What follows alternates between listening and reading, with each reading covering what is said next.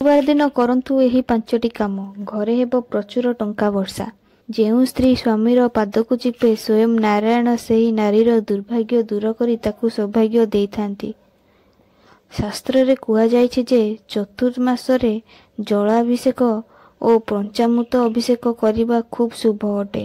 ଶିବ ପୁରାଣ ଅନୁସାରେ ଏଭଳି ଅଭିଷେକ ଦ୍ୱାରା ସଙ୍କଟ ଦୂର ହୋଇଯାଇଥାଏ, ଅକ୍ଷୟ ପ୍ରାପ୍ତି ହୋଇଥାଏ।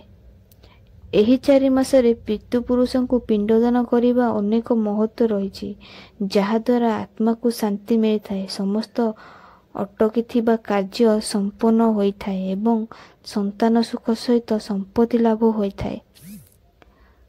ପୂଜା କରିବା ସମୟରେ ଯଦି ଆପଣ ଜଳେଇଥିବା ଦୀପଟିର ଶିଖା ଉପରକୁ ଉଠିବାକୁ ଲାଗିଥାଏ, ତେବେ ଆପଣଙ୍କର ଉପରେ ଭଗବାନଙ୍କର କୃପାଦୃଷ୍ଟି ଅଛି ସୂଚନା ହୋଇଥାଏ ଏବଂ ଆପଣଙ୍କର ମନୋବାଞ୍ଛା ପୂର୍ଣ୍ଣ ହୋଇଥାଏ।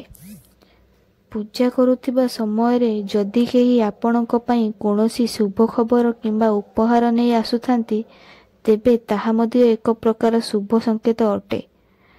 ପୂଜା କରୁଥିବା ସମୟରେ ଯଦି ଭଗବାନଙ୍କୁ ଅର୍ପଣ କରିଥିବା ଫୁଲଟି ଆପଣଙ୍କ ଉପରେ ଖସି ପଡ଼େ, ତେବେ ଆପଣଙ୍କର ମନସ୍କାମନା ଅବଶ୍ୟ ପୂରଣ ହେବ।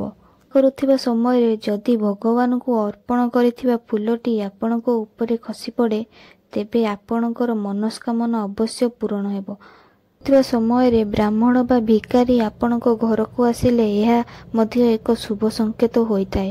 ଏହିଭଳି ଲୋକଙ୍କୁ ଖାଲି ହାତରେ ଯିବାକୁ ଦେବା ଉଚିତ ନୁହେଁ। ଯିଏ ଶନିବାର ଦିନ ଅସହାୟ ଲୋକଙ୍କୁ କିଛି ଦାନ ଧର୍ମ ଦକ୍ଷିଣା ଦେଇଥାଏ, ଶନି ପୀଡ଼ାରୁ ମୁକ୍ତି ମିଳିଥାଏ। ଓସ୍ତ ଗଛ ତଳେ ସୋରିଷ ତେଲର ଦୀପ ଜାଳି 7 ଥର ପରିକ୍ରମା କରନ୍ତୁ, ଶନି ଦଶା କଟିଥାଏ।